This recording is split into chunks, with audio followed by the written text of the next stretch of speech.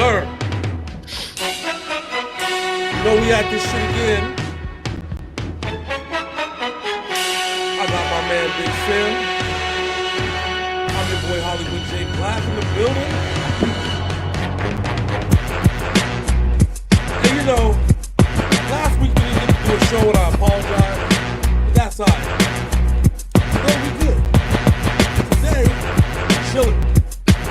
I survived Hurricane Milton. Old nerdy ass hurricane. Yeah, I said it. That motherfucker got the big ass glasses on and shit. We don't care about that. We in the building. We got power. We got internet. We gonna keep rocking this football shit. So let's go. This is that damn NFL show. We have to call it the damn football show because the NFL behaves. It's okay. It's live. Hey, we live, right? We live.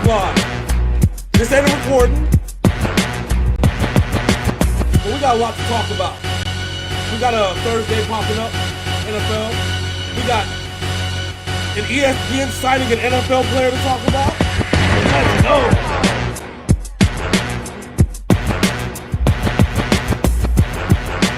That's always my favorite song. Oh shit, there we go. What is good? What is good? What is really, really good, ladies and gentlemen? This is your boy James, aka Hollywood J Blaq, live in the building once again. This is that damn NFL show.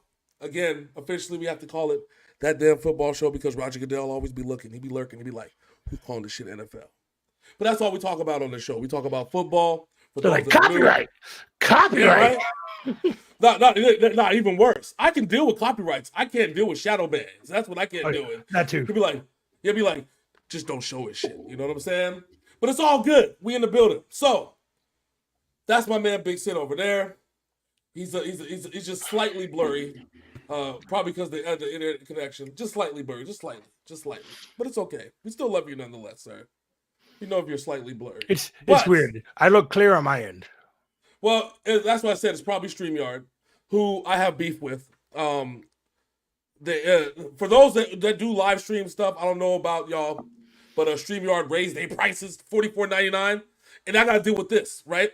So I said, nah, I'm good. So if they drop the price, but if they don't fix their stuff in 6 months, I said, we already got plans. We already moving somewhere else. We Trump tight. So, man, we got a lot go on. A lot. So I do have good news. Oh, what? You say 15% of your car insurance, sir? Oh, fuck no. We are creeping closer back to picking 50-50 ball. We are creeping closer. It's about time. So for those that go ahead. The week before you beat me by one game. This week I beat you by one game. So we have the exact same overall record now at 28-36. So we're getting there. Yes. So for those of you that are new here, typically what we do is we call the games just like ESPN. You know, they pick on a game when it comes up. You know, we do the same thing. So we talk about what's going on. We talk about last week's stuff, what the hell happened, why people failed, why people won, this, and that. And we talk a lot of trash. And that's how we have fun with it. So week before, it was all bad. Horrible. Horrendous. Blasphemous, if you will. This week, on the other hand, was just slightly horrible. Yeah, I went 9-5, and you went 8-6, so I can say it's better. We made the playoffs. We would have made the playoffs. God damn it! That's right. So, in some divisions, we would have won the division. Oh no, don't say that. Oh yeah, no, yeah. If this is the NFC South, we would have won it all day long. So, what's the first docket? Well, actually, no. Before we even get to that, I don't know if you heard the news or not, but shout out to Cam Newton. My man got himself a big ass contract, bro. Yeah, I saw that. He got a big ass contract. Now he's gonna be on First Take. So shout out to my man Cam Newton. You know what I'm saying? Listen, it is a great time to be a professional football player with a podcast because you just may end up with a big ass bag. You know what I'm saying? I'm just saying. Listen, Cam Newton, his show 4th and 1. Listen, he was gaining viewers, gaining this, doing that. He was great, bro. Like he was great on his own. ESPN saw that. They was like, we could use you in our leverage against Stephen A. Smith because this nigga gonna want $150 million. No, I'm not gonna knock his hustle at all. Never that. We don't knock hustles around here. Yeah, listen, have you watched the show 4th and 1? Oh, dude, it's actually really, really insightful. No, I really don't watch TV. So. You don't have to. It's on the internet. The internet. I'm sorry, I don't go on the internet. And yet you're here with me. Anyways, it's okay. It's okay. Shut the fuck up. It's okay. So Hurricane Milton, it was very destructive in Tampa. Very destructive. It landed in Siesta Key, and then just the top portion of the hurricane was just ravaging through anything that was north of Siesta Key. That includes Tampa, St. Petersburg, all them other counties, you know what I'm saying? All the way up through where I'm at in Orlando. It went through Kissimmee. My home peoples in Buenaventura Lakes is like, they're slightly underwater, just like they were a couple hurricanes ago when the person didn't believe me and said, you're in a flood zone. And she's like, no, I'm not. I said, yes, I looked at the map. You're in a flood zone. I'm not in a flood zone. I looked at the map. You're underwater. You're in a flood zone. I'm just going to stay here. No, okay, no, you hear. And the next time we talk. I saw, they were showing the helicopter video and people were canoeing from house to house. Yeah. So I'll never live in Buenaventura Lakes, but if I ever get stuck there, I know to get stuck there with a canoe because that is the best way to travel that whole entire section of Orlando. The problem with that is, like me, we're kind of on the larger sides. Canoes don't work with us too often. Well, listen, how come we haven't invented our own fat people line of things, okay? Like, fat people survival gear? Yeah, fat people survival gear. Listen, we can make everything fat. We can make bigger Xbox controllers for fat people. We can make. But those are called regular Xbox controllers. The original Xbox is what I'm talking about. The original, the OG. That motherfucker was like this. It was like a plate. I forgot they make that because they still make. You can buy one for the Xbox One, which is insane. God knows what reason. Nobody would ever buy that. Actually, no, I haven't bought it. No. James, I got like 5 of them in my closet. My bad. No. No, I was just dumb enough to buy the Xbox Elite controller and then realized that my fingers are too fat to use the triggers in the back, and I disconnected all the triggers. So now it's just a regular Xbox controller.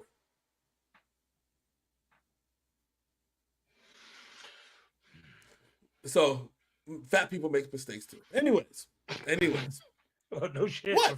Am I wrong? I'm just saying. I know what I said. No shit. Exactly. So, all right. So let's talk about this past Sunday and how we failed miserably as a. No, we had winning records this week. I want to talk about the games we failed at. Okay. Okay. So first off, you chose the Panthers. Everybody in their right mind would have chose the Panthers, okay? I chose the Bears. Well, I don't like Caleb Williams. I'm sorry. I don't like He's him. Weird. I appreciate everybody on the Bears but Caleb Williams. It has nothing to do with he's weird. He just comes off, and I don't want to be mean about this, okay? He comes off as the type of person that acts like Braxton P. Hartnebrig from the Jamie Foxx show. That's the type of person that he reminds me of. So the original voice of Kratos? Yes. No, that's T.C. Carson.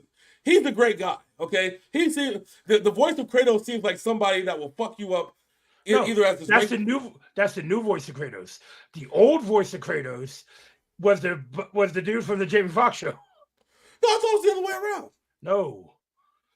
The guy who did the recent Game Awards, the one who said that his speech was longer than fucking the last Call of Duty campaign. That's the new voice. Yeah, but he's the dude from the Stargate, whatever the fuck. Yeah, what I said was the dude from Jamie Foxx show, the one you're talking about, was the original voice of Kratos. Huh. Either way, doesn't matter. I'm talking about the Braxton P. Hartnebrig. Yeah. We're not talking about Kratos because if If old boy act like Kratos, then yeah, we'd be good. We'd be straight. I wouldn't even question him. No, he acts. He is very much not a leader, and I always talk about the first thing that as a quarterback that you are as a leader. I don't give a shit how you play. At least until Ryan Leaf started crying, he acted like a quarterback. You know what I'm saying? So you want him to be more like Jaden Daniels than Caleb Williams? Yes. I mean the real Heisman winner, the real MVP. Well, speaking of, what was with the Jaden Daniels hate going into the draft? I never understood that. It was because I think it was just because the 1 year thing. I think that's all it was. Even though most of the quarterbacks only played 1 year, who got drafted this year anyway. Well, he only played 1 year. He played 1 year at Florida State, and he played 1 year at ASU. And ASU is, without Herman, whatever the fuck his name is. Hold on, I'm getting something to drink. Without Herman Edwards was there, he was horrible. So I can understand why he left. You know what I'm saying?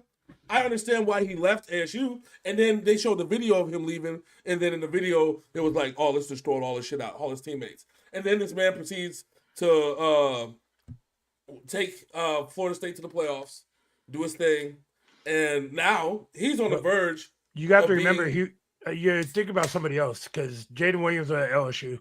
No, not Jaden. No, Jaden Daniels. Jaden Daniels. He's at LSU. No, he wasn't. Was he? Yes. I'm old, cuz. All right. Anyways, I thought Jaden Daniels was at Florida State. So who's the quarterback? Where's that quarterback that was at Florida State then? That won the Heisman. Where is he at now? Hold on. Or am I wrong? I could have swore Jaden Daniels was. Is it Jaden Daniels or Jaden Williams? Daniels. Caleb Williams is what we were talking about. He's a scrub. He's a scrub. John Peasy in the building. Look at that. John Peasy. Yeah. Jaden Daniels went to LSU. Okay, so who's the quarterback that went to Florida State last year?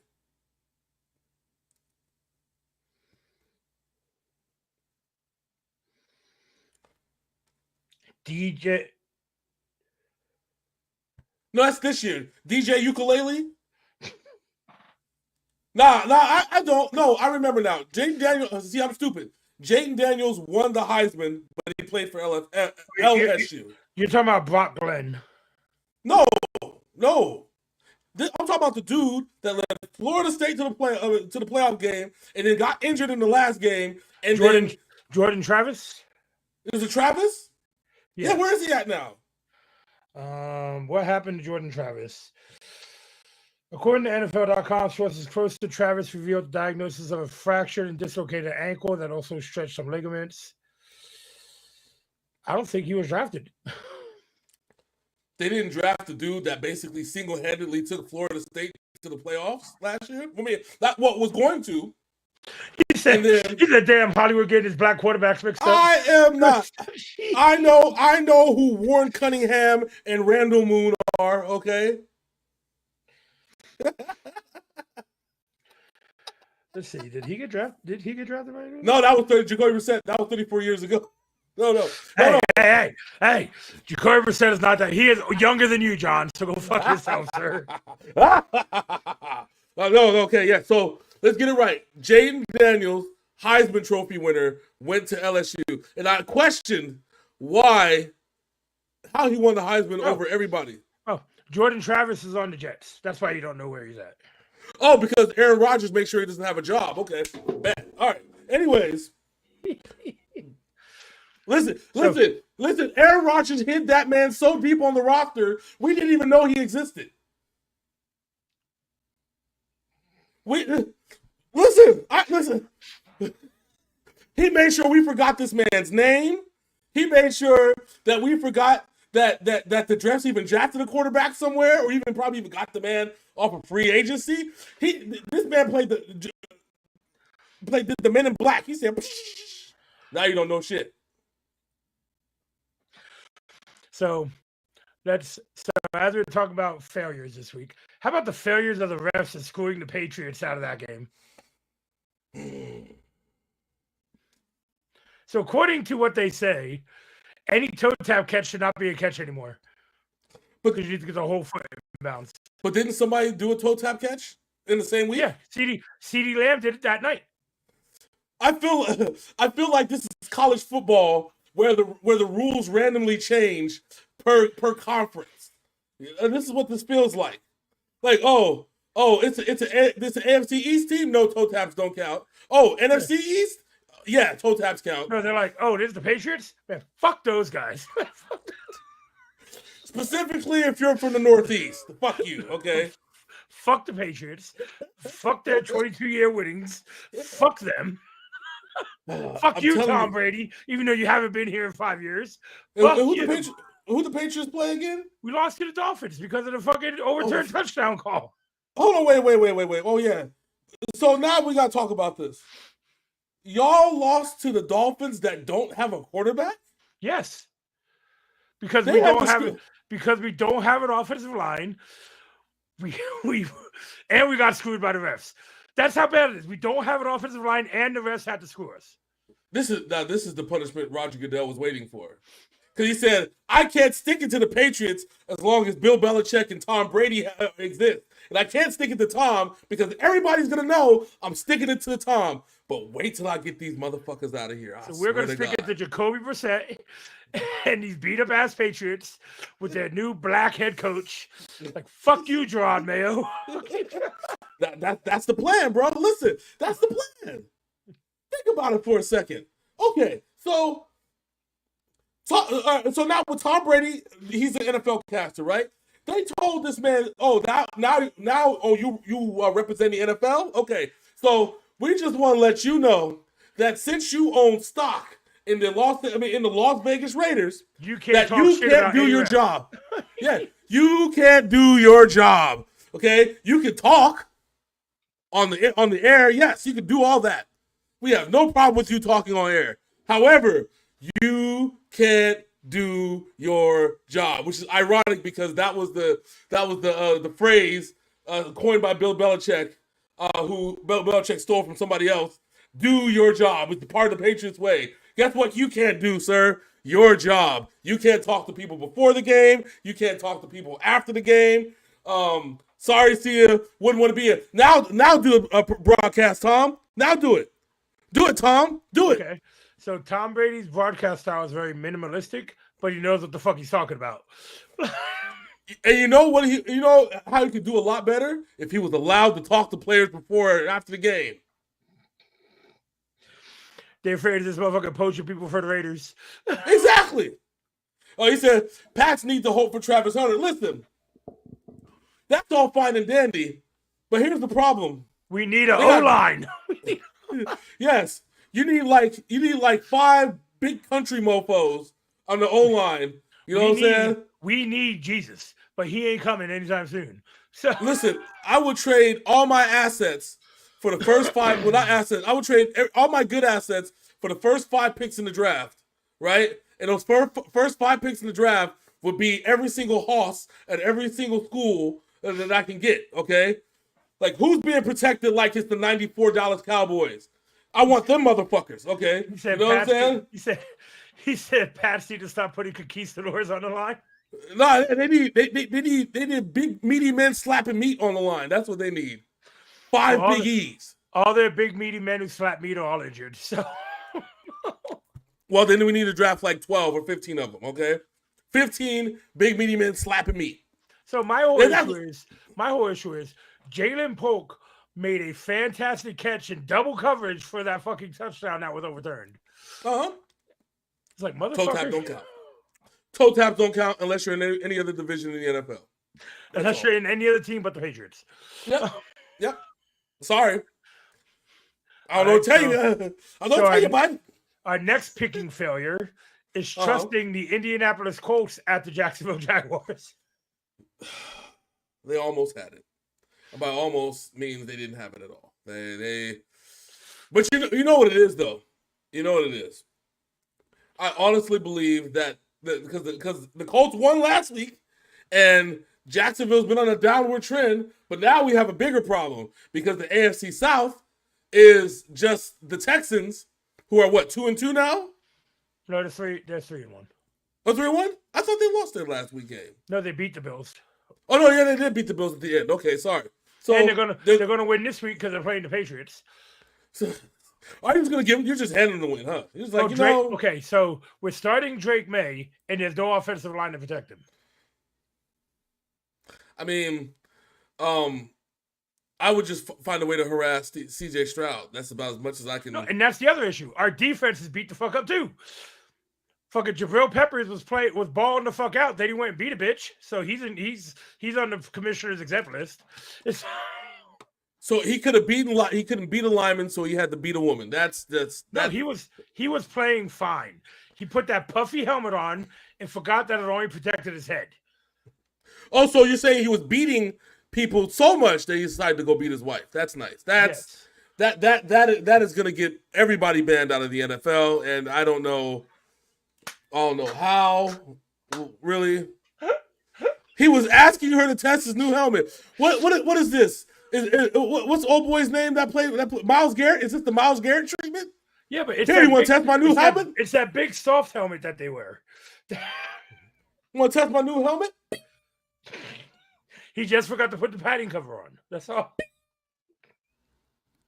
I'm like, this man has finally found his stride, was named a captain for the Patriots, was balling out this year, and this motherfucker beats his girl.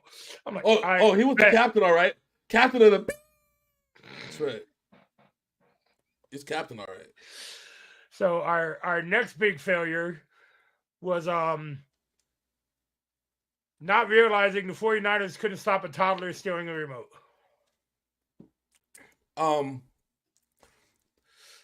Listen, it just so happens that remote was the PlayStation 5 remote. Just go. It was gone. I have no excuses for this game, except that what the fuck Brock Purdy throwing 2 interceptions for? What? Well, the second one, his arm was tipped. Yes, he shouldn't have thrown the 1 interception to begin with. Okay, you know why you don't throw 1 interception? Because if you throw 1 interception, then you play scared and you pray that you don't throw interception number 2, and then you pray you don't turn into Tommy Maddox and throw like 7 in the game. But Tommy Maddox would still win those games. Yes, because to be fair, those interceptions were like lucky. And when I say lucky, I mean like they lucky that it didn't get to the corner sooner.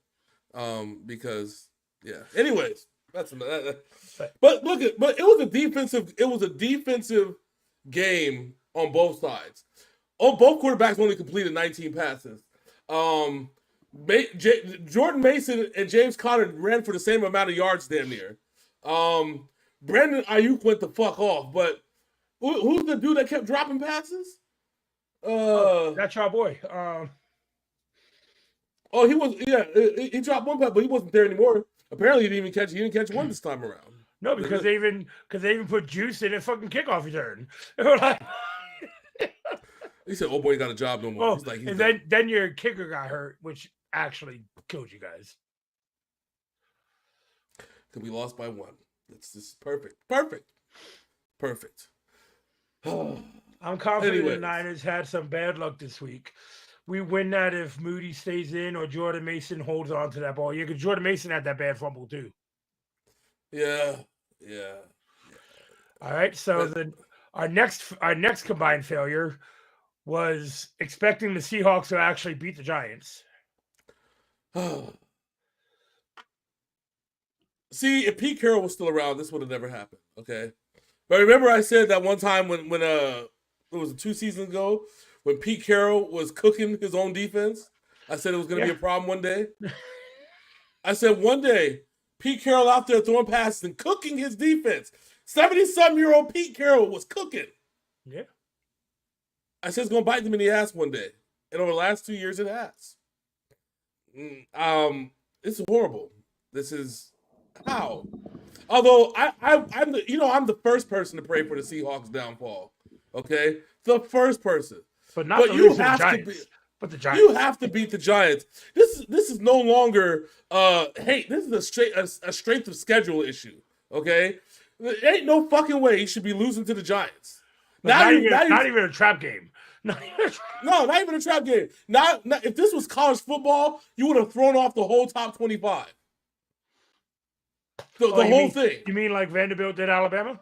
Yes, derailed everything. And then the other five top 11 teams that lost that week. Yes. Derailed the whole thing. That's what that was. It was the culmination of the failures of college football creeping into the NFL with the Seahawks losing to the Giants. That's what that was. All right. And our last big mistake of the weekend is we took the team playing against the refs. We all know who the refs are. The Kansas City refs. Kansas City refs. We took the Saints. Which did Derek Carr get hurt in this game? No, he paid. Let me check. Well, the reason is because he did. He did get hurt. Okay, because the Saints have announced that Spencer Rattler is starting the next game, and I'm like, yes, I'm picking whoever's playing against the Saints this week. Jake Hader came in. That's how it should. Wait a minute. Hold on, cuz let's talk. Jake Hager. Jake Hager. Jake Hader. Jake came out there putting out Aqualocks and shit. I have a question. Well, why didn't they put Spencer Rattler in? All right, so now you're asking strange questions. They have like 9 quarterbacks on their fucking roster. Why is Taysom Hill not quarterbacking? Oh yeah, because he's a running back. Forgot. He didn't even run. Is he hurt playing too? the game. Is he hurt too? Where? Don't make me type in Google. Where the fuck is Because remember, he's like 40. He's older than Jacoby Brissett. Where the fuck is Taysom Hill? Okay, so Taysom Hill. So Taysom Hill was inactive. No wonder they're going with Spencer Rattler. Jesus Christ. I'm sorry. Fucking wish short Patrick Mahomes looking motherfucker. Damn, how long has Taysom Hill been out? Has he played a game this year? Oh, that's what I'm trying to take. Saints tight end Taysom Hill. Tight end. Yes. When did they make him a tight end? I have no fucking idea. Did they do that so they didn't have to pay him quarterback money? Yeah, we're gonna make you a tight end, cuz. So he has played. So he has. Oh, okay. So here we go. So he has played 3 games this year, and he's ran 14 times for 77 yards. He's caught 2 footballs for 2 yards. And then as far as quarterbacking, he's went for 6. No, that was last year. They haven't had this man quarterback since last year. Okay, so they just fully made him a tight end.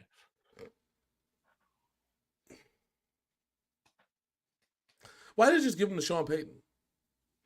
No, because that would be doing Sean Payton a favor. So you're now screwing Taysom Hill out of a career by making him a tight end? Oh, okay. All right. But all right. That was our last week fuck ups. So I'm just saying that the day that he turns into Aaron Hernandez, you're gonna wish you take him to the Broncos. I'm just saying. What? Taysom Hill needs to become a motivational speaker after he retires. Dude knows how to self-promote and has fleeced the Saints for years. Listen, he has a 7-2 record as a starting quarterback. And also took a lot of money out of Alvin Kamara's mouth because of bonuses. That sounds like a personal problem. The white man holding down the black man, and you're not going to let me defend it.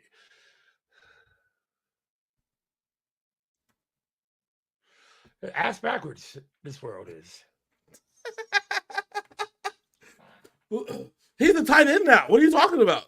Yeah, he's a tight end and a quarterback. If anything, he took money out of Jameis Winston's mouth, okay, by calling himself a quarterback.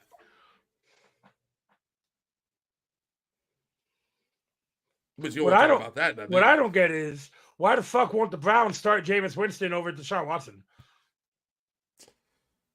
There's a joke in there about crabs. Crab legs and fucking genitalia crabs. Yes, I know. Anyway, let's get on to this week and let's pick these games. So no, what about the games we agreed on? Oh, I already deleted those. All right, I'll have them up. Jesus Christ. You have one job. Well, no, you have 3 jobs, but you have one job, okay? You said let's talk about failures. I don't First. All right. So we talked about Jets Vikings. We knew that was going to be the Vikings win, and they did. Well, and we what knew we did. What we did not see was that being Robert Saleh's last game. So let's talk about this for a second, okay? Let's be dead ass honest.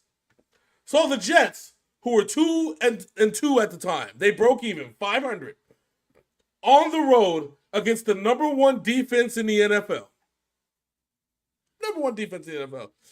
A team that Aaron Rodgers is familiar with because the same defense that was there 2 years ago when Aaron Rodgers was still a thing. It just so happens that they're more confident in themselves, okay?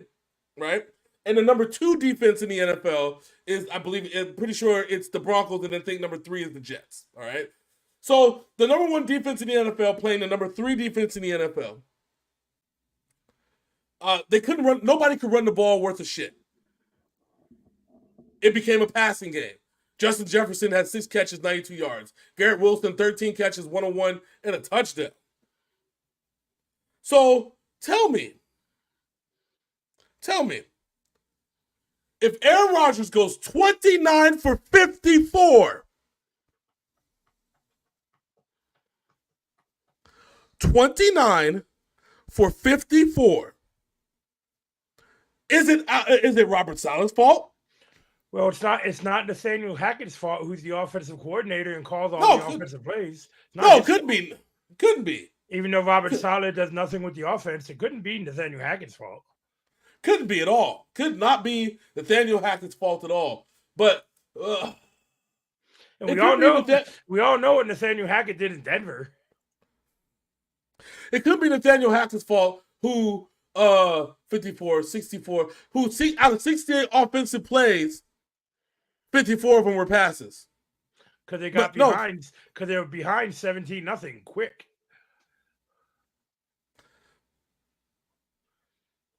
Two touchdowns, 3 interceptions, and you threw the ball 54 times. You had no variety in your thing because you couldn't get the running game going. You saw that passing was effective, but so if Aaron Rodgers drops back to pass and looks at all of his receivers and then makes a decision to throw it to some receivers and then ends up throwing an interception, somehow that is Robert Saleh's fault. Yes. Oh, okay. All right. I just want to make sure because that's the narrative that Aaron Rodgers went into the office. I'm sorry. He's like, I gotta take the headphones off. It's bullshit. He said, this is the narrative that Aaron Rodgers went into the office with. He says, I'm upset to Woody Johnson. And Woody's like, well, why are you upset, my liege? Because, Aaron Rodgers is the king of New York, so he has to call him my liege. So Daniel Jones has more wins than Aaron Rodgers in New York ever.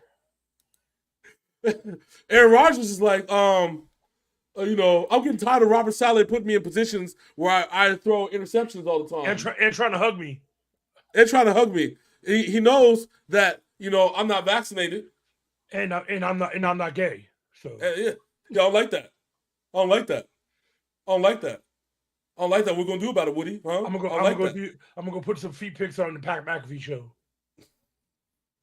You better figure it out, or I'm gonna talk a bunch of shit when I get on the Pat McAfee show. And then next thing you know, Robert Saleh is escorted out by security. All he's trying to do is go pick up his paycheck, like a hardworking man. You know what I'm saying? And prepare for the next week. But no, this is bullshit. Aaron Rodgers said he had nothing to do with Robert Saleh's firing. I'll believe that when me shit turns purple and smells like rainbow sherbet. That's what I'll believe. Hey, you better lay off that Pepto if that's what's going on. Listen, do you know what Aaron Rodgers stats? I'm gonna give you every Aaron Rodgers stat line this year. Ready? Okay. Even though you're not ready, I don't care. Good. 13 of 21, 167 yards, 1 touchdown, 1 interception. Against the Titans, when they won the game, 18 of 30 for 176 yards, 2 touchdowns, no interceptions. Week 3 against the Patriots, which is a win, 27 for 35 for 281 yards, 2 touchdowns, no interceptions. Against the Broncos, 24 for 42 for 225 yards, 0 touchdowns, 0 interceptions, and 5 sacks. Robert sacked 5 times. Robert Saleh's fault. Robert Saleh's fault. And against the Vikings, 29 of 54 for 244 yards, 2 touchdowns, 3 interceptions, 3 sacks.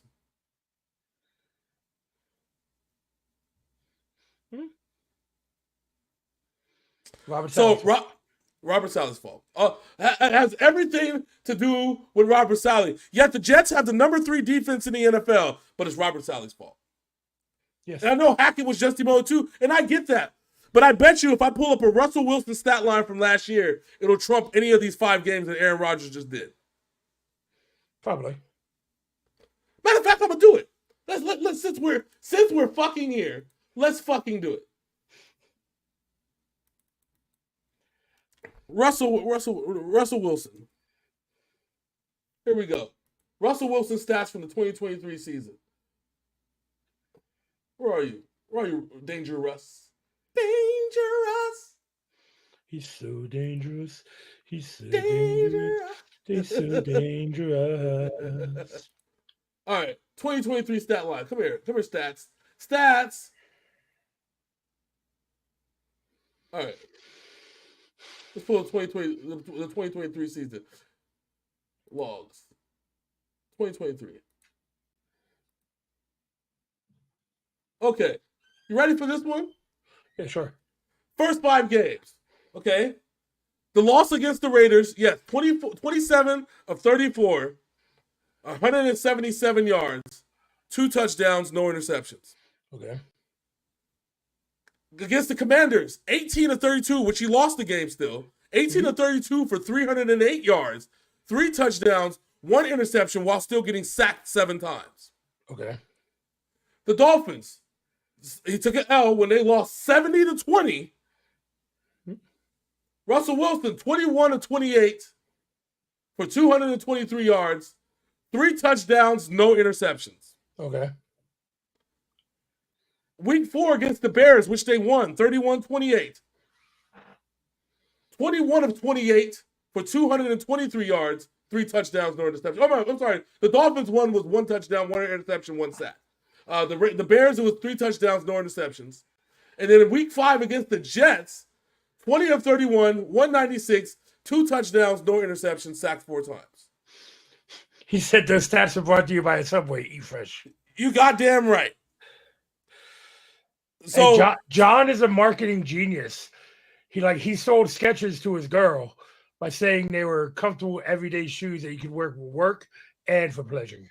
Oh my Lord Jesus.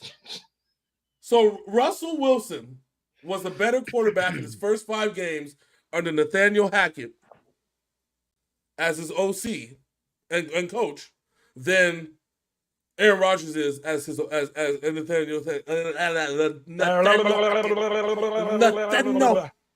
Nathaniel Hackett as his coach, as his OC.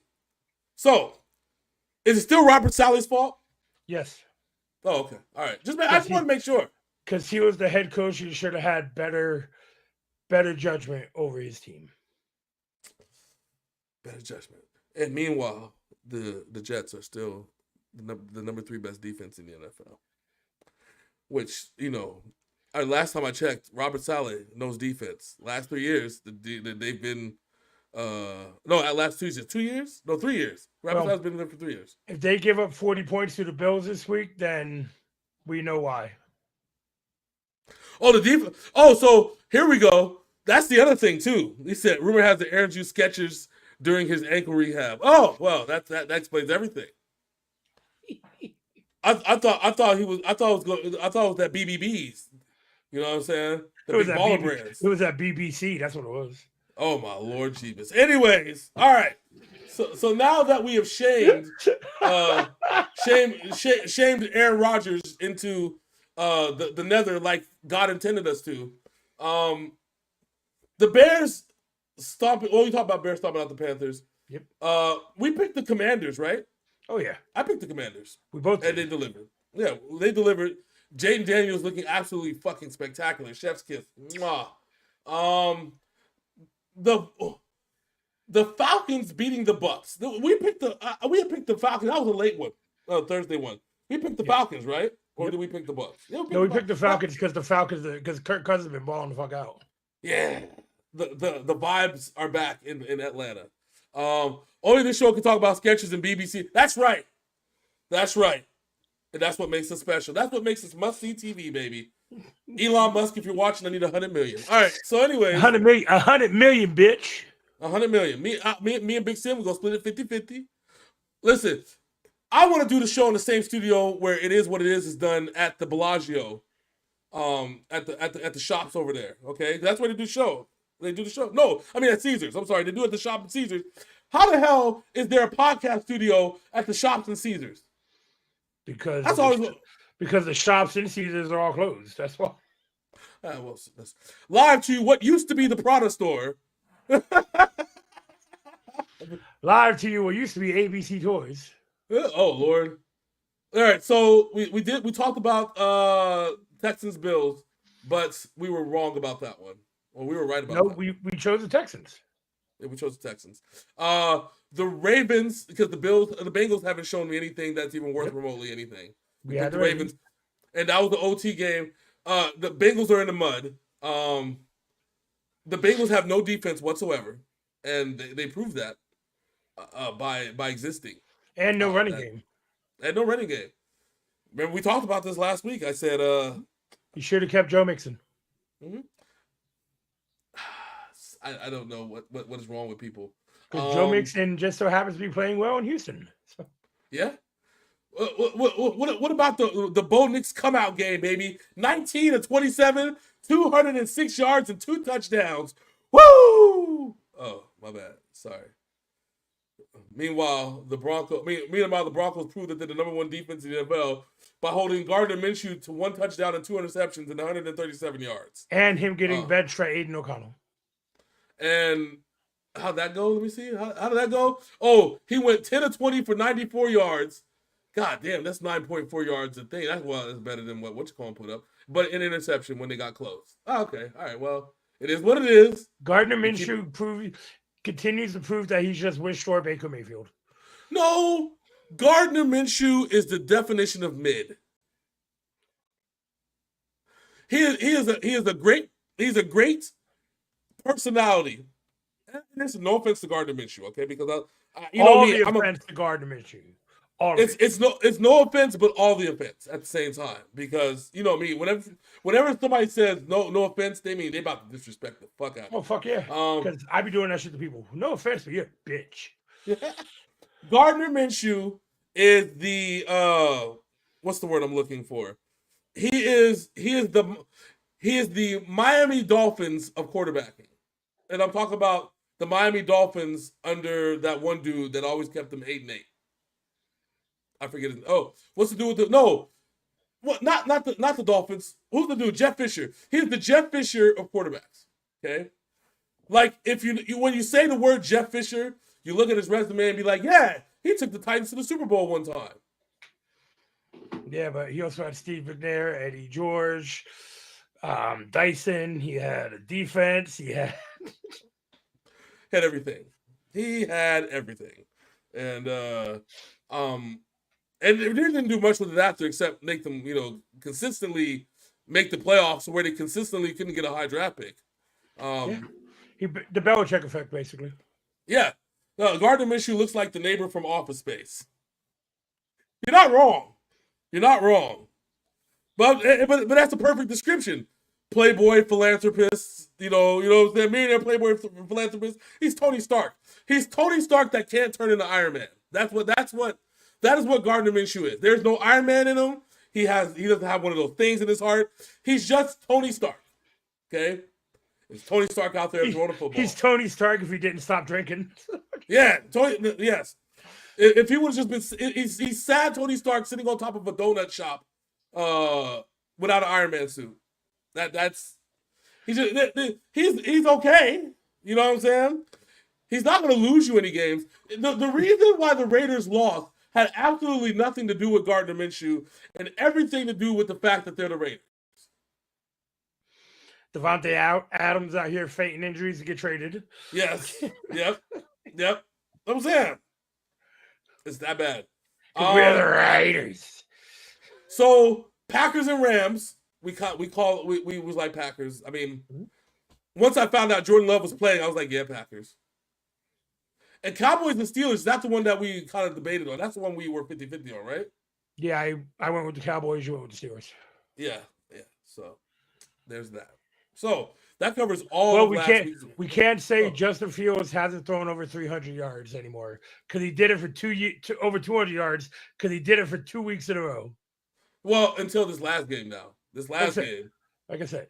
But he did go for 300 the week before and 280-something the week before. True. And the main reason why they lost this game, I mean, God honest truth, they couldn't get the run going. In the same amount of carries, some dude named Rico Dowdle had twice as many yards as Najee Harris. What? Uncle Rico? What? Yes.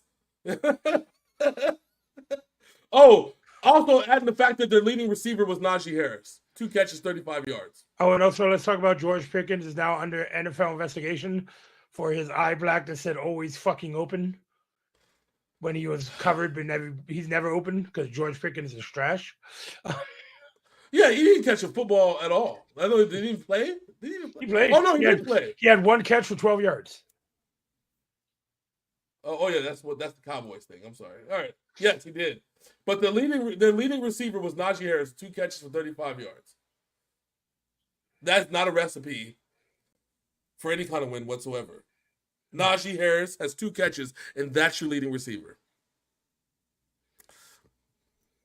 Okay. All right. So we're the Steelers, baby. No, you know, if that was even the worst part.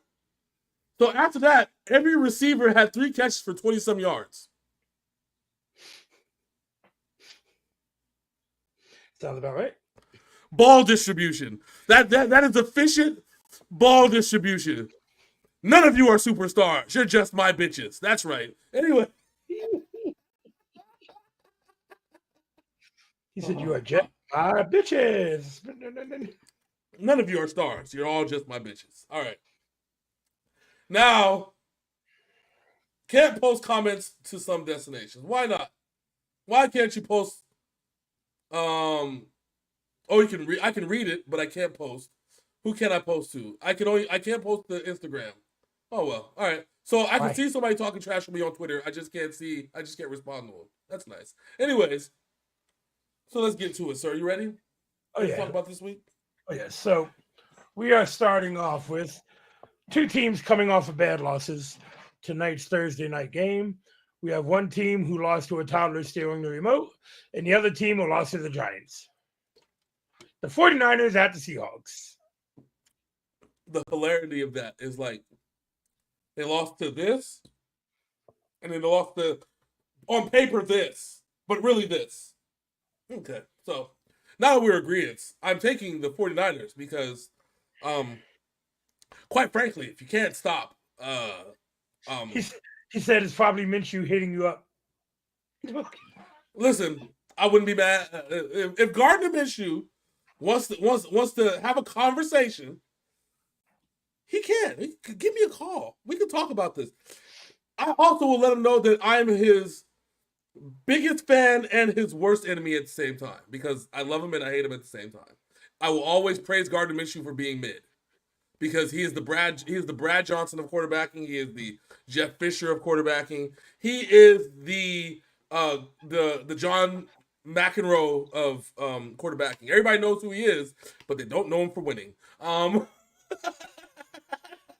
He's the Anna Kournikova of quarterbacking. Everybody knows who he is, and women have a crush on him. But I mean, no, everybody knows who he is, but he's not known for winning, and people have a crush on him. All right, so just say, and tell me when I'm wrong. I'm just saying. I don't know. So 49ers, because if the Seahawks couldn't stop the Giants, who only are very one-dimensional at this point, I got to go with the 49ers. Because if they had a running back like Saquon Barkley, they would be doing better. Man, if the Giants had a running back like Saquon Barkley, they could be undefeated. Yes, we are going to beat this like a dead horse for the rest of the season. If only they had a chance to have gotten Saquon Barkley in the draft when he first came into the NFL. Man, I just feel like it's just such a lost opportunity. And he was right there to pick too. Right there. And I can't even remember who they drafted. It's probably so insignificant at this point. It doesn't even matter. It just sucks that the Giants really, really could have had Saquon Barkley, and they chose to pass on him. They missed out on a big one. But generational talent. I am going to support my boys, both of them, Hollywood J Blaq and John, and I will go with the 49ers. But if they lose this game, I'm gonna have to start moving on. Listen, if we lose this game, we're 2-4, and we got bigger problems than fucking losing to the Giants. Than Seahawks did when they lost to the Giants. Bigger problems than that. Facts. Because that means that the Giants are better than us. If the Giants beat the Seahawks and the Seahawks beat us, that means that the Giants, by default, are better than us, and I can't accept that. I know that's not how that works, but I'm just saying. I just have to put that out there. Well, no, I got you. But yeah, I wouldn't say it out loud too much. All right. So yeah, John says division up for grabs tonight. Yeah, pretty much. Because the Rams are doing nothing but losing while having Matt Stafford go for 350 yards every game. Because they can't replace Aaron Donald, because it takes like 5 people to replace Aaron Donald. Yeah, then that poor guy wearing number 97 just getting to beat the fuck up. Toasty. Like that, John goes, that was the wrong jersey number to choose, sir. That was the wrong jersey number. All right, so next up, we have Trevor Lawrence and his luscious locks taking on the quarterback who Hollywood don't like, Caleb Williams and the Chicago Bears. So I'll tell you what. I'm going to pick the Bears tonight. Today. I know they play on Sunday, but I'm picking the Bears today. I don't know if that may change between now and the weekend, but you can lock me in for the Bears, and here's the reason why. The Jaguars right now have degraded so much from 2 years ago when they won. Remember, they won the last 5 games, and Hollywood J Blaq predicted to get into the playoffs. By the way, okay. That shit was wild that year. That shit was wild. And it's crazy. Not only did I predict it, I said, and after they beat Tennessee, I said they're going to win the next 5 games and they are going to beat Tennessee to get into the playoffs, because that's the game that's going to get them into the playoffs. And then Tennessee repaid them back for that debt the year after by making it because the Jags did just one game to get into the playoffs, just one. Tennessee said, "Go fuck yourself," and that's exactly what happened. Yeah, you're right.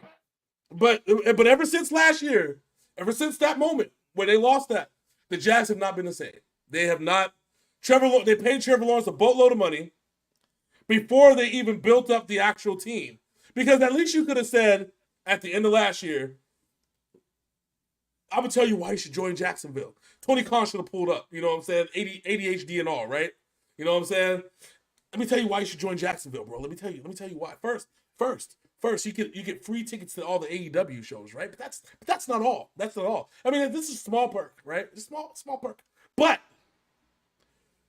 we're a growing team. You see what we did with Trevor Lawrence. Trevor Lawrence just needs some help, okay? He needs help like LeBron needs help, okay? And but he's not selfish enough to want to take over the team for his own. He needs help. He needs receivers. He needs running backs. He needs an O-line to protect him. And I have a lot of money. I'm a billionaire, okay? I'm billionaire Tony Khan, okay? Billionaire. I want you to come play for me. That's all he would have had to do instead of paying Trevor Lawrence $250 million. But we are where we are now, and they can't afford to put anybody else on the team because they gave all the money to Trevor Lawrence. So I'm taking the Bears because Caleb Williams isn't paid yet. they have all the personnel to surround Caleb Williams and protect him as long as they don't do a fucking read option ever again in their life. I'm taking the Bears. Yeah, I'm going with the Bears in this one. They're a better overall team, in my opinion.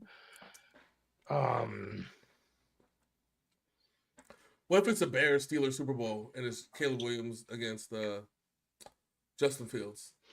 The Steelers ain't going to the Super Bowl. Either are the Bears. All right, good. I just wanted to make sure we were both on the same page on that. But it would be hilarious. Anyways. It would be, but it's not going to happen. All right, things would have went completely wrong in the NFL if the Bears and the Steelers make the Super Bowl. Everything went wrong. That means the refs forgot they're supposed to be fucking doing things for Kansas City. That's what the fuck that means. You know it is. Mahomes got hurt twice. That's what it is. Compound fracture to the metatarsal or whatever the fuck that shit is. To the metatarsal. All right. The big toe, baby, big toe. He's gonna have turf toe like Dion, baby. All right, so I already talked shit about who's starting quarterback for the Saints this week, so I'm picking the Buccaneers. But it's the Buccaneers against Wish Shore, Patrick Mahomes, Spencer Rattler, and the New Orleans Saints. Here's the problem, right? The Saints defense stands the test of time because it wasn't like when they played the Chiefs that the Chiefs stomped them out. They went blow for blow with the Chiefs for a little bit until they didn't. until their car. Until the referee said no. But the Bucks, outside of the loss against a really good defense last week, they've been playing really, really great football. And plus, there's nobody on the other side of in the quarterback room that is Kirk Cousins. So I'm taking the Buccaneers. I feel safe. I would say if Derek Carr was playing, I would actually give the Saints the chance to win at home. Yeah. And he's not. I'll have to take Baker Mayfield in the Bucks. That's easy money. Easy money. All right. So you both got the Bucks on that one. Yep. The next up is a very interesting game. All right, what we got? Because you got the Washington Commies at the Baltimore Ravens. I'm taking the Commies. I like the way they're playing. I like the swagger they're walking into in this game.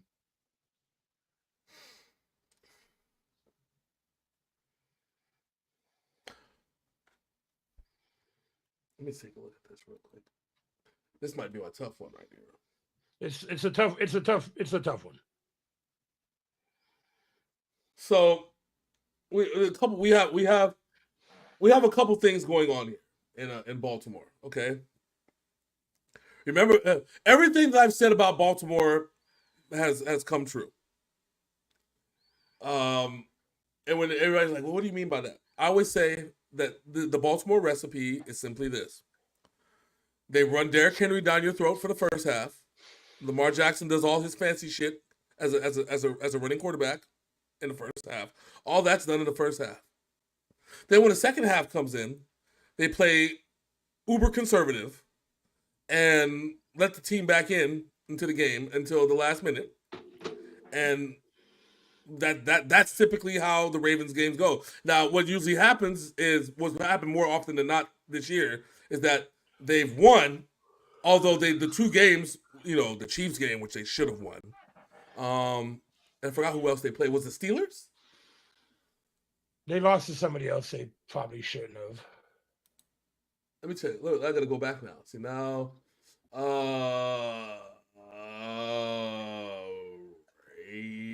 The Packers. Remember, the Packers stomped their ass out. But remember, same thing happened with the Packers. Beginning of the game, Derrick Henry went the fuck off. And it was like only 7. Stop running the ball. Yeah, it was 7. It was like 7-7, right? First half, they controlled the thing. Derrick Henry went off. Oh no, that was preseason. I'm sorry. No, they lost to the Chiefs. They lost to the Raiders. That's what it was. Raiders. I'm sorry. Because that's when nobody knew how the fuck the Raiders beat them. Same shit. Because if we go back over the game, the Ravens were up. They were up. Was it 16-7 at the beginning of the third? Right, going into like the beginning of the third, and then I'm gonna play uber conservative, and then that's it. Call it day.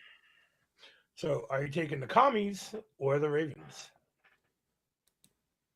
I will tell you this. I'm making my pick, by the way. I'm making my pick.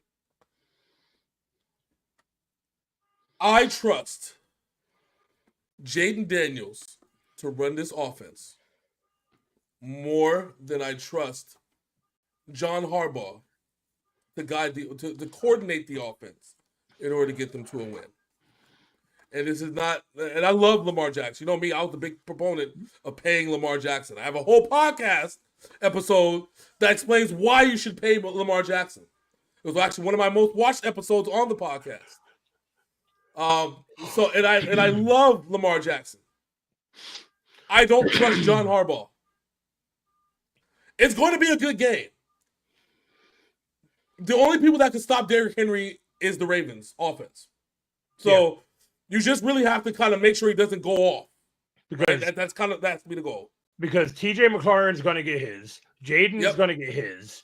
Mm-hmm. The running back for Washington is going to get his. Mm-hmm. It's mainly about bending but not breaking on defense when it comes to when Lamar Jackson has the ball in his hands. That's going to be the key to winning this game. And if they don't have, and if they have it, which I think they do, and Dan has opinion, I think that if any team is built the Ravens like legitimately without no bullshit like the Chiefs game or without the offense just giving up like the Raiders game, legitimately pound for pound, I think the Commanders can do it. So I'm picking the Commanders. Which is weird to say after the last few years with the Commanders. Yeah, Jaden Daniels is the bona fide leader of this team. Well, that and Ron Rivera is not there fucking it up. Oh, yeah, you know. I mean, yeah. Who's their coach now, by the way? I forgot the name of their coach. I forget. Was it Dan Quinn? It wasn't Dan Quinn. Is it Dan Quinn? Because I think, Dan Quinn. I think Dan Quinn took that job. Basically, essentially, then it's Ron Rivera Jr. then, because... Hold on, let me see who the head coach is. Yeah, because it was Dan Quinn, it's Ron Rivera Jr. Because Dan Quinn and Ron Rivera are kind of like one of the same. Their thought processes are one of the same when it comes to defense, except that Dan Quinn understands... It is Dan Quinn. Yeah, it's just that Dan Quinn understands offense to the point where he's like, I don't want to coach it. Like, here you go. You whoever wants to take over the offense, you do it. And then Jaden Daniels is playing like a beast. So yeah, because they got the former Cardinals coach. Mm-hmm. What the fuck is his name? Cliff Kingsbury. Yeah. The former Texas Tech record holder before Patrick Mahomes. See, I love what everybody says. I will fight to the death the legitimacy of Patrick Mahomes when it comes to college. They're like, why did nobody else pick him? Because he broke records that Cliff Kingsbury had.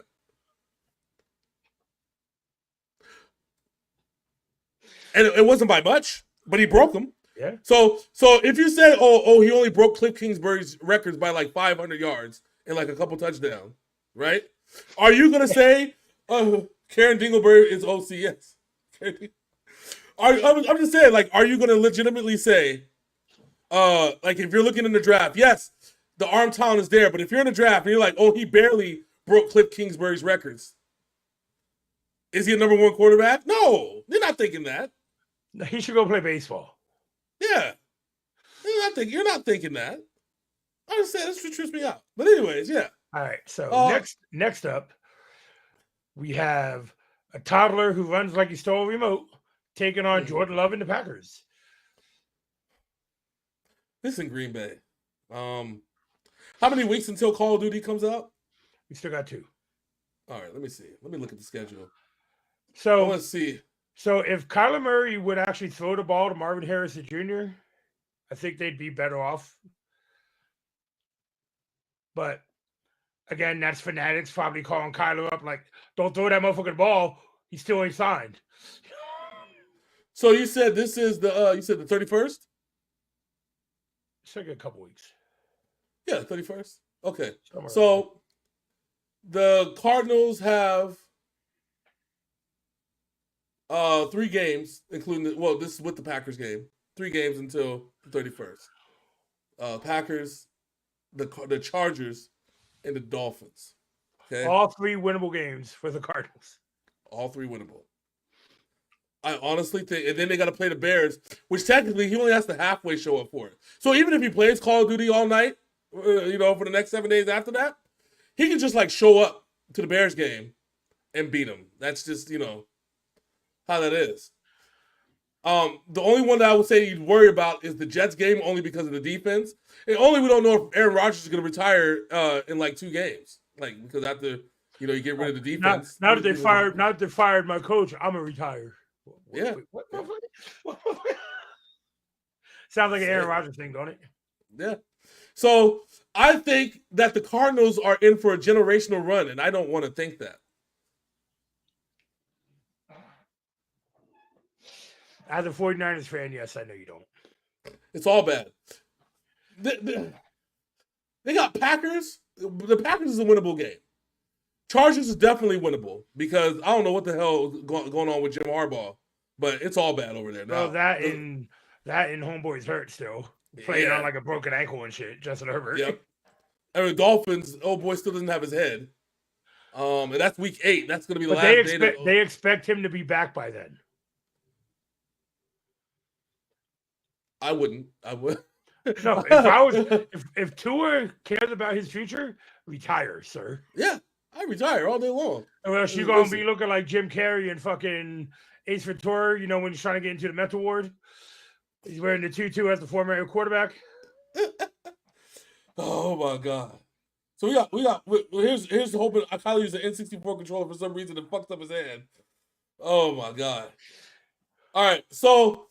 I think the Cardinals' generational run starts today with the Packers. Poor blue looking ass. I'm also taking the Cardinals in this one. Because I think he's gonna be good until November 10th, and then he's gonna go missing for 2 weeks, and then has to show up for the Seattle game, and then that's the rest of the season for the Cardinals. Like he's gonna get injured, and then that's it. It's a wrap. All right, so the next game is bad versus worse. We have the Indianapolis Colts at the Tennessee Titans. Oh, bad versus worse. Oh my god. The Colts actually look like a more redeeming team than the Tennessee Titans at this point. Yeah, but Richardson is hurt. He's been hurt the last 2 weeks. Is he playing? Probably not, because his hip is made of glass. Let me take a look. Colts lose, but others can present. Let me see. Colts Anthony Richardson is. He says. Oh. Oh, but see, that's why the Colts won last week, because no Anthony Richardson. I didn't even know that. Okay, well. Yeah, because they got Joe Flacco as their backup. Yeah, so it's a day-to-day thing. God damn, Joe Flacco put up 359 and 3 touchdowns? Oh my god. I'm taking the Colts this week because I just don't trust the Titans. And every time I bet on the Titans, they lose. So. No, I can't. I don't trust Will Levis. You can't. There's not a universe on planet Earth where you will get me to trust Will Levis. I trust him to make one of those weird ass faces when he throws another interception or loses a fumble. I trust that. But Pittman out too? God damn. I can't win. Oh, fuck. Let me see. Who's playing in the Are the Titans gonna be okay? Like, the Titans gonna be all right? Even if the Titans are okay, they're still gonna lose.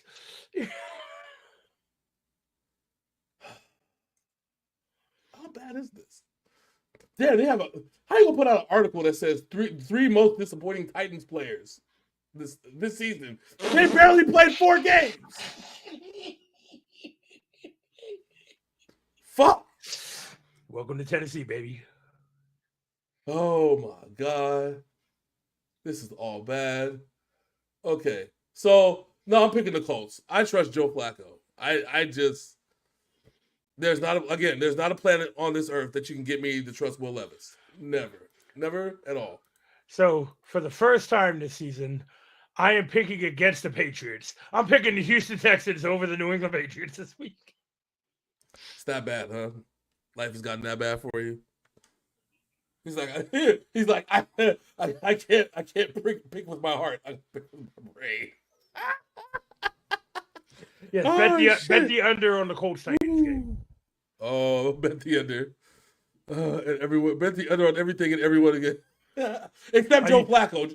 Joe Flacco will go for like 400. Are you going to pick the Patriots?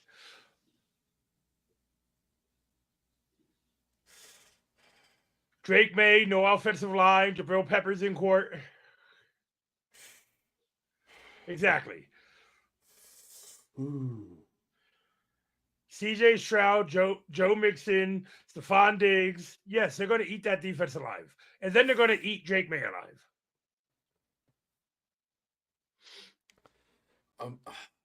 I guess I'm picking the Texans then, aren't I? God damn. Shit. Okay. So, all right.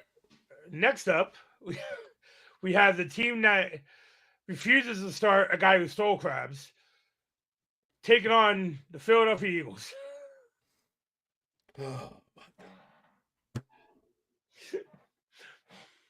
So Deshaun Watson against Philadelphia.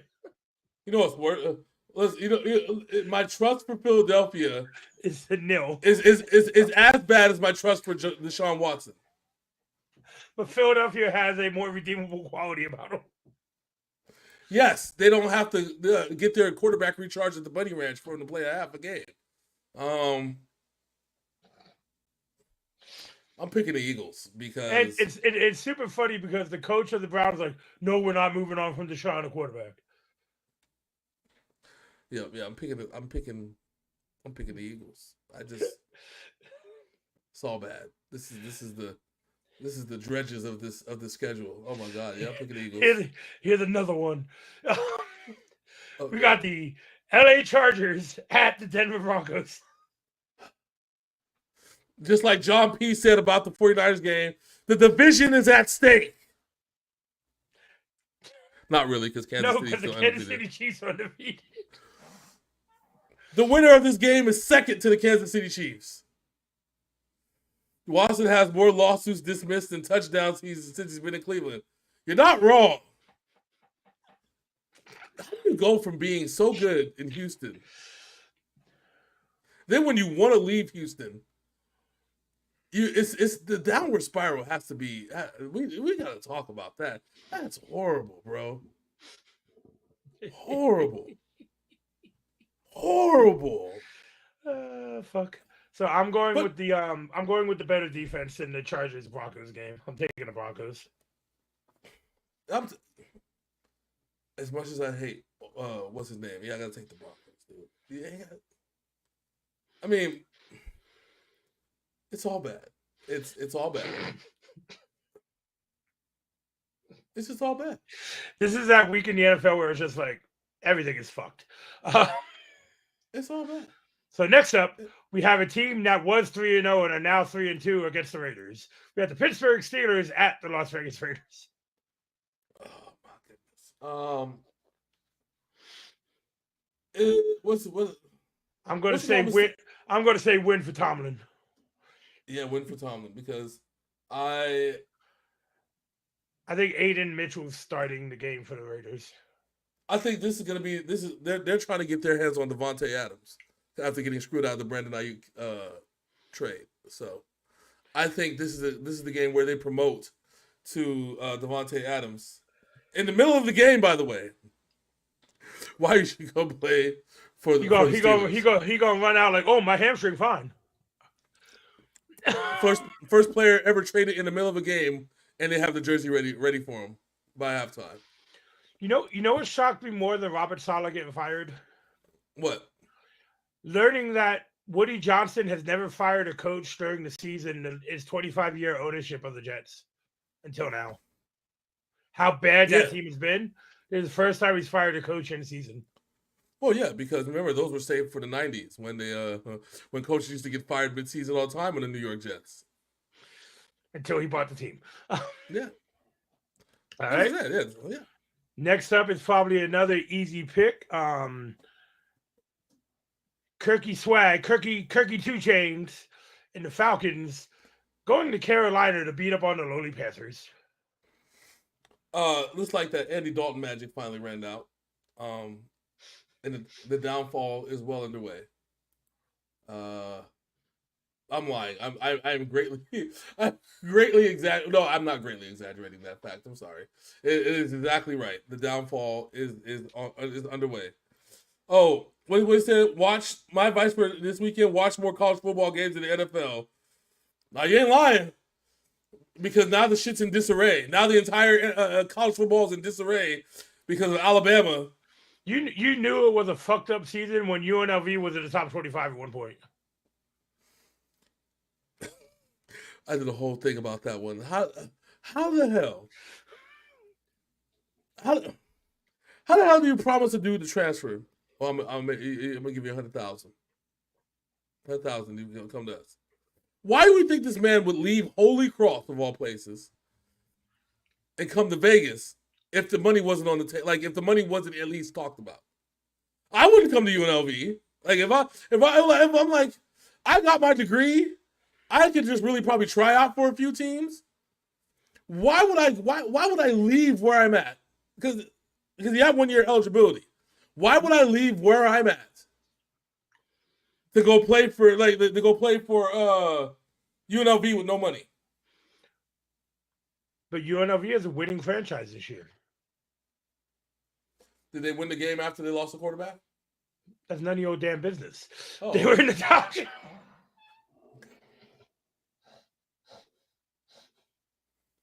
So on that note, the downfall of the Carolina Panthers is well underway now.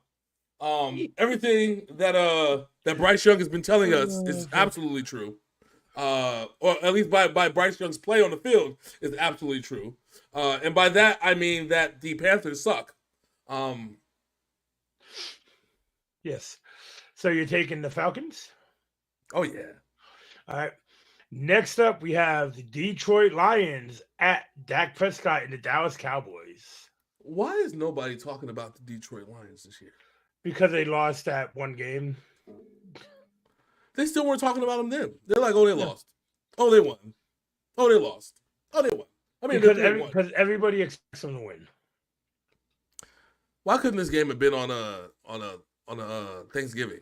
See, I'm like, if you know that you're in a position where the Lions and Cowboys play each other in the middle of the year, right? Why is that game not on Thanksgiving? Because you need to have a home game for the Lions and a home game for Dallas on Thanksgiving. You cannot have both of them playing each other if they both have to have mandatory home games.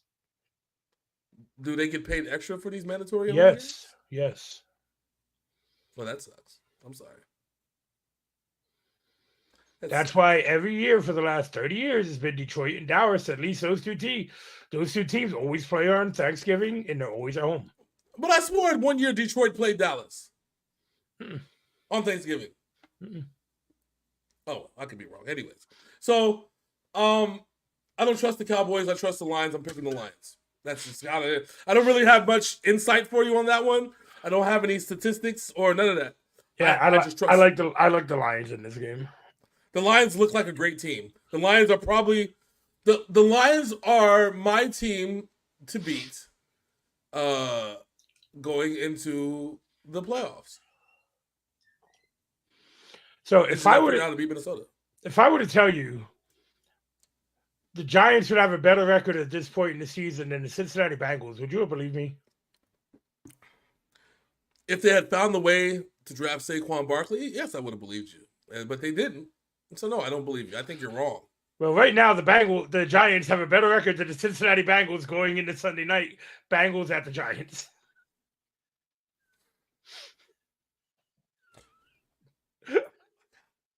If the Bengals don't win this game, I'm pretty sure their coach is going to get fired.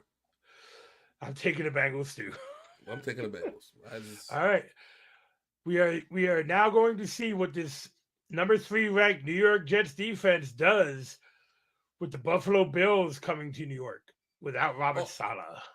I forgot that the Bills are the number 4 ranked defense, and they have a monster named Josh Allen, a quarterback. And their defense is already pissed off because, the Jets defense is pissed off because you got rid of their leader. Yeah. I'm taking the Bills by a lot. Same. I think the defensive coordinator, who's now the coach of the Jets, is in for a rough time. You're about to find out real quick that Robert Saleh was not the problem. And you're going to find out in the worst way possible. If I were Zach Wilson, I would find a way to snake my way back onto the team again. No, they're going to need Travis Hunter, the quarterback for Florida State, might finally get some playing time. No, you talking Jordan Travis? No. Let me listen. Jordan Travis has seen firsthand now the dysfunction that is the New York Jets. And it only took 5 games. Now that I would love to see. Packaging Devontae and Max Crosby to Detroit for a package of picks. That would be good. Yeah, could you imagine Max Crosby and fucking what's his name? That young linebacker in Detroit. Imagine them fucking rushing the quarterback. That would be nasty. Well, on the offense you have St. Brown and fucking Devontae Adams. Ooh. Listen. No, I saw Josh Allen was out cold last week too because he took a bad hit when his head bounced. They gave him smelling salts. Yes, he was out cold. Like, you're fine, Josh. You're fine. Get back in the game, motherfucker. Whenever they give you smelling salts, you were out.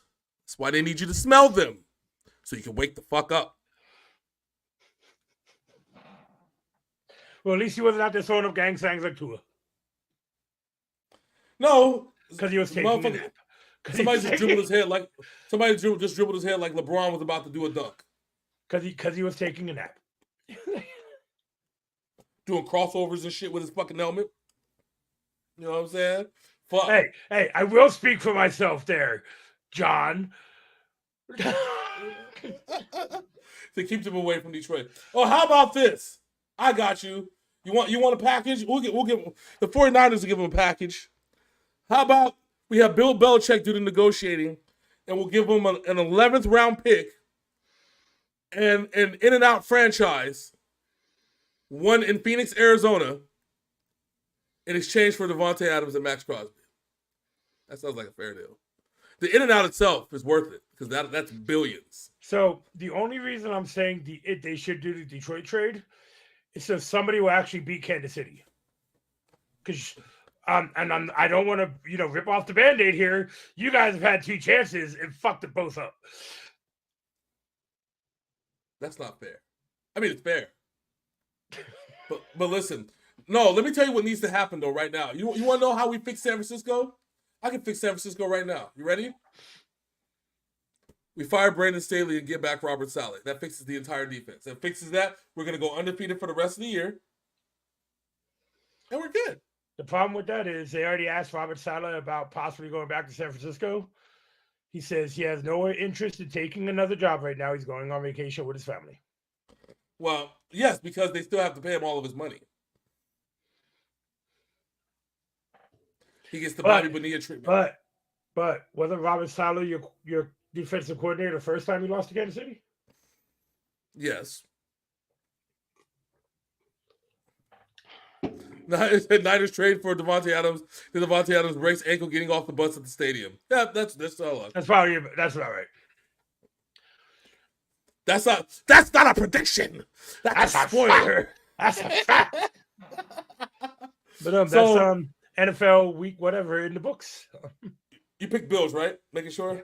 Yep. Okay, because I'm like, if you picked the Jets, I'm sorry. Have I ever actually picked the Jets on this show? Yes, one time. Because the team was that bad. Oh yeah. I can tell you who. I remember exactly who too. Who was it? You picked the Jets to beat. It was it the Bears?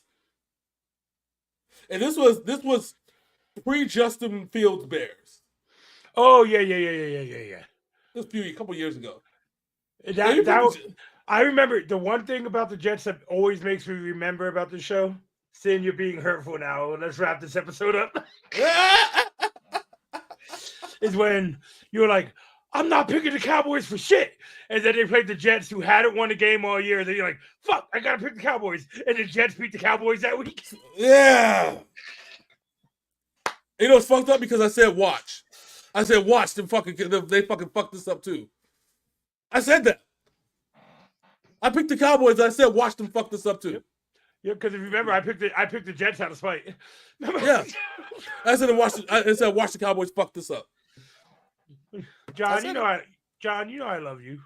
He said, "Listen, all of us have problems this year. Okay, listen, across all sports, I have no team with any redeeming quality in my repertoire. Okay, the fucking St. Louis Cardinals, neither the St. Louis Cardinals, the San Francisco Giants, or the Oakland A's did anything worth mentioning in baseball. Okay, no, and how about my Phillies just fucking shooting their load out real early and losing to the fucking Mets in the playoffs?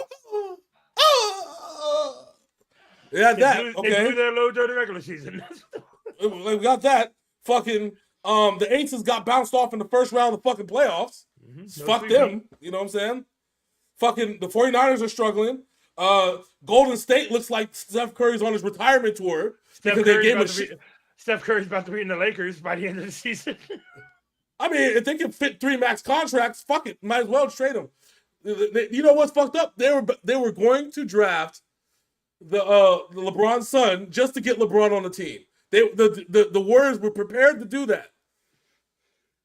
And they didn't do it. Okay? So my Warriors are ass. I don't know what the hell's going on with the Golden Knights. Like, they made the playoffs.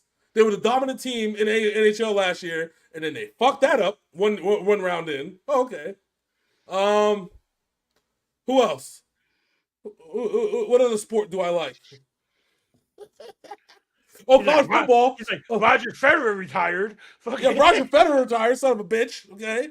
Fuck him. Fucking Florida State in every sport is ass. All right? Across the board. Across the entire board. They can't even win at fucking rowing. And they're from Florida.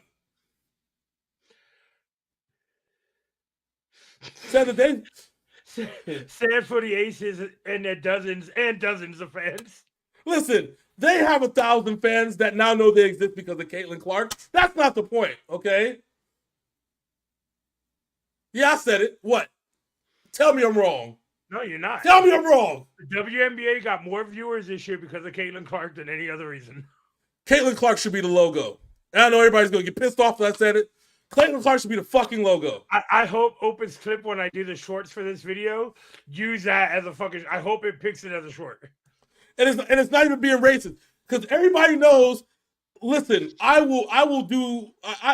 absolutely admire and love Aja Wilson. However, Caitlin Clark is the fucking logo. You know where your bread is buttered. You know where the money comes from. Okay? You know who pays the bills. Right? Like, you know... Are you? Why do you why do people in the WNBA, and I'm not talking about the players, because players are always going to disrespect other players, right? That's just the nature of basketball. So when somebody says, oh, the players are being too harsh on me, have you ever played professional sports, bitch? Have you?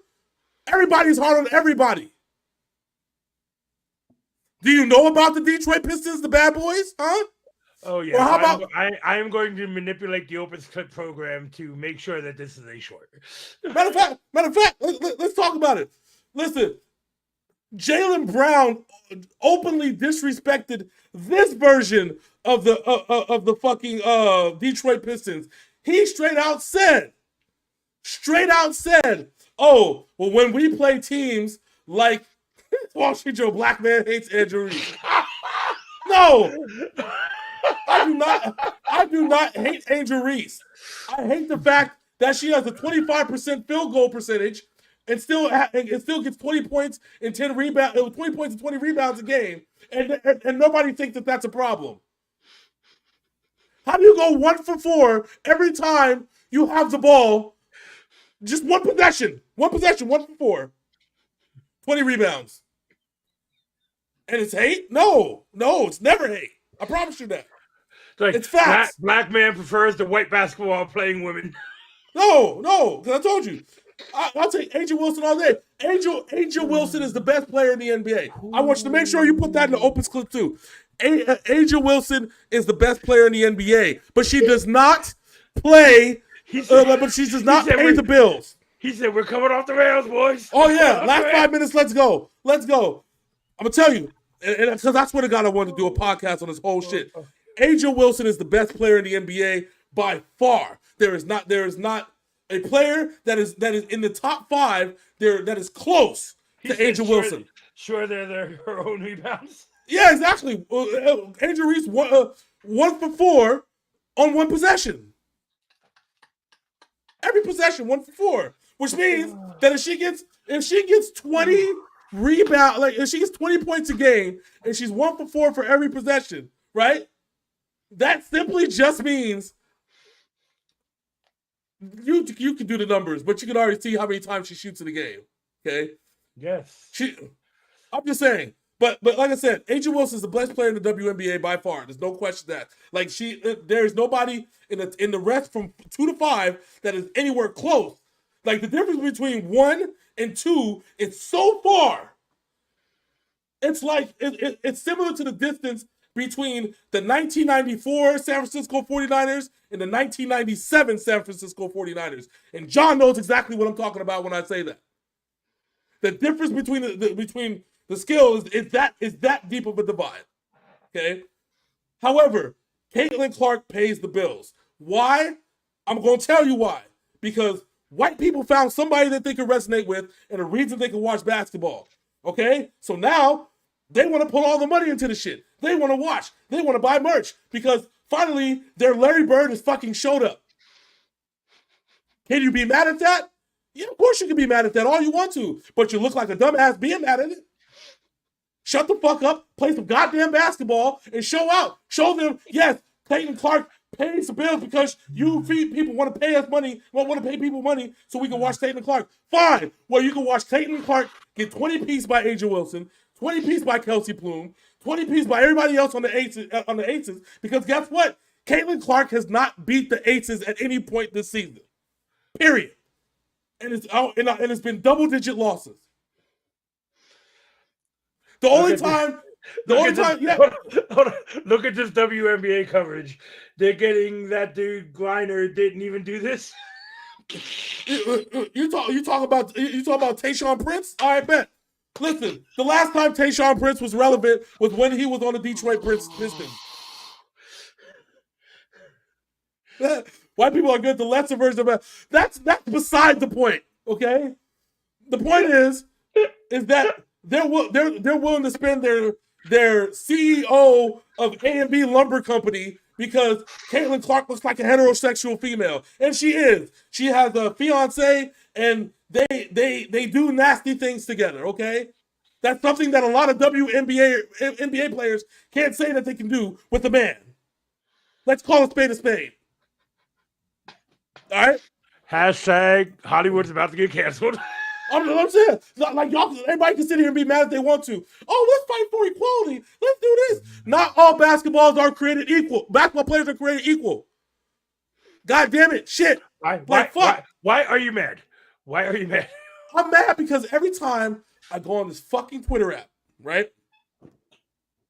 I go on this fucking Twitter, and Elon Musk, I know it's your motherfucking ass to be doing this shit, but every time I go on this fucking Twitter app looking for fucking peace, all I find is some fucking problems. It's somebody saying, Caitlin Clark doesn't deserve to have all the publicity that she's getting. What about the other WNBA players? What about equality? No, Michael Jordan was never equal. No, Dominique Wilkins was never equal to Michael Jordan. Neither was fucking Clyde Drexler. Neither was Charles Barkley. Neither was fucking Larry Bird. Neither was fucking Magic Johnson. Neither was fucking Dikembe Mutombo. Neither was fucking Vlade Divac. Neither fucking Sean Kemp, Gary Payton. Anybody from NBA Showdown or Bulls versus Lakers in the NBA playoffs video game, none of them motherfuckers was equal to Michael Jordan.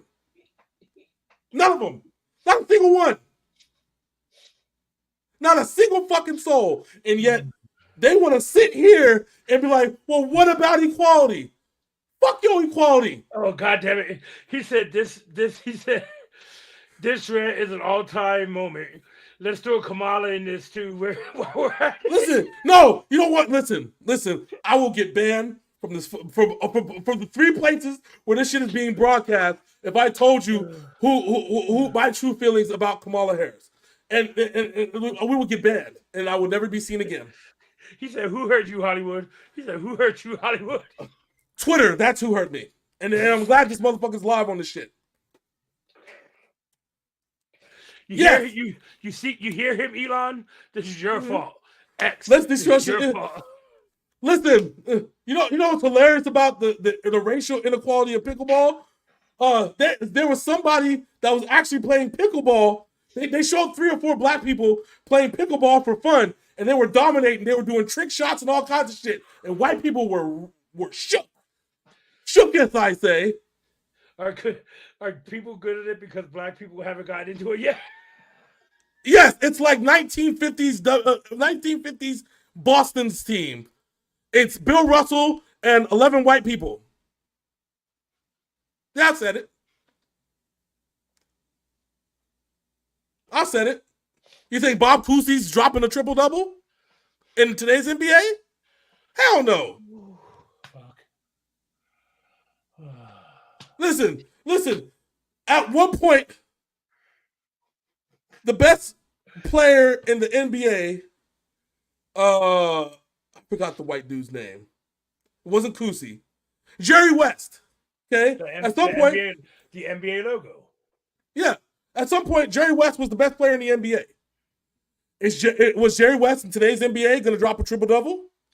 Is Jerry West? He's not even getting off the bench.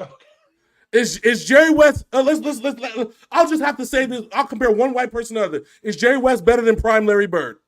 Oh, hell no. Exactly. So then there it is. Then everything else doesn't matter at that point. So that's the point where I'm trying to say. Is Jerry West better than Steve Nash? Hell no. Fucking no. But I would have loved to see a matchup between John Stockton and Steve Nash. I think that's about as close as you can get because John Stockton was a dirty defensive player and a dirty offensive player. And Steve Nash was dirty, but nobody showed it because they wanted to make him the MVP, and plus he was from Canada. They couldn't fathom the fact that a Canadian was an asshole, okay? Because it would break all the narratives. I'm just saying. So as far as your pickleball, yes, they show black people playing pickleball for fun, and they were doing trick shots, and the white people were shook, and that's why it's been race gated. We can't allow them to get the pickleball because what are we gonna have left? What are the white people gonna have left if we get the pickleball, right? And I don't want this to sound racist. If they start letting people drive Hellcats in NASCAR, what are white people gonna have left? So with all that being said, all I need you to do right now is like, comment, and subscribe. Ring that bell so you know more Simple Black content comes out. Elon Musk is going to watch this and be like, get them on the phone now. He's going to be like, oh, another black guy's mad. That's right. I'm mad. I'm pissed off. Yeah, you went off on a good 10, 15-minute tangent there, sir. I'm just saying, like I get so irritated with this WNBA argument about equality. No, none of you niggas is equal. AJ Wilson's better than way better than your whole top 25. She's not even. She's not better. I mean, she's way better than Caitlin Clark. I will tell you that. But she's the best player in the NBA, WNBA. But Caitlin Clark pays the bills. If people want to, and see, that's the difference between the leadership in the WNBA and Sloan. Was it Sloan? Was the old is that Sloan? I might be messed up the last name. Not Jerry Sloan. No, David, whatever the hell his name is. The old WNBA commissioner before Silver. We'll say David Sloan. Something like that. He understood that Michael Jordan paid the fucking bills for the NBA. So you know what he did? He made sure that Michael Jordan was always in a position to be marketed, made sure he was always in a position to do this and do that. And because of Michael Jordan being in that position and Sloan, saying, hey, well, I recognize this. We can make some fucking money. You're talking about Daniel Stern. Stern, I'm sorry. David Stern. He recognized that. He said, yo, we can make some fucking money. And the rest is history. The WNBA in the period that Jordan was around for the first those 6 years was more money than the NBA had made in the prior 30-something leagues before he came around. Can't nobody tell me shit about that. That is a real fuck. That's real shit. Or either that or it's that close. But Michael Jordan meant more in the 6 years that they went to the NBA, that the Bulls went to the finals, than the rest of the NBA all the other years. They made more revenue in that period. More teams started to become relevant. That's the only reason why we can sit here and call Dominique Wilkins, an all-star, because nobody was paying attention to Dominique Wilkins back then. Nobody was sitting here paying attention to guys like Kevin Johnson. Nobody was sitting here paying attention to the guys like Jeff Hornacek, John Stockton, Karl Malone. You know what I'm saying? Like, come on now. Like we gotta. At some point, we have to be real. And at some point, we have to realize, especially in the WNBA, sometimes people beige your bills. The NFL realizes it. Why do you think they catered to Taylor Swift? Why do you think they made the refs screw people all the time on the fucking Chiefs shit? They understand that the Chiefs fans pay the bills. And as long as we keep talking about it and shaming them for it. I got you. I'm just saying. So WNBA, make sure you know who pays the bills. That's what I'm going to say. All right. So with that being said, Big Sin alluded to it. Like, comment, and subscribe. If you think I'm crazy, you haven't seen nothing yet, because our reaction channels are even more fun. Our reaction shows are even more fun. Go watch those. And who knows? Depending on what happens this week, I might have an aneurysm. Depending on what might come. Because listen, one of these fucking clips may go viral. Oh, we gonna dox this nigga. Oh, this nigga wrote bad checks. Yes, I have to feed my family. Fuck you, bitch. Oh, yeah, dox me all you want. Do it. But make sure if you come through with the come through, because I'm going to come through with that 1-2, if you know what I'm saying. All right. So what that being said. He said hitting all topics today. All right, that's the big show. Make sure you have your pet spayed and neutered. That's right.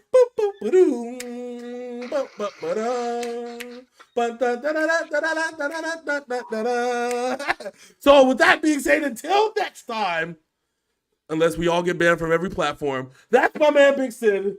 I'm your boy Hollywood J Blaq.